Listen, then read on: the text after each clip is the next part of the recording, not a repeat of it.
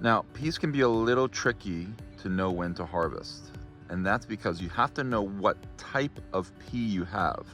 Depending on the type of pea you have, it's going to depend on when you should harvest them.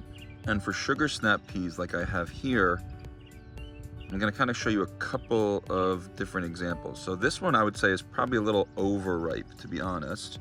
And you can kind of even tell like the outline of the actual peas inside this pod, because you can kind of see how it like bulges and then comes back in all the way down the length of that pod.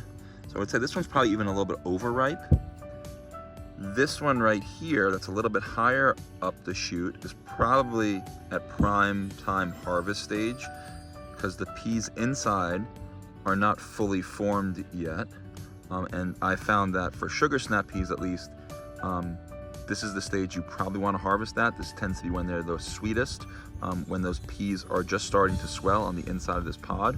And if we go further on up, you can kind of see how this one's totally flat. And this is not one that I would want to harvest yet. So if you grow sugar snap peas like I do, I hope you found this helpful so you can pick them at peak sweetness. Happy harvesting!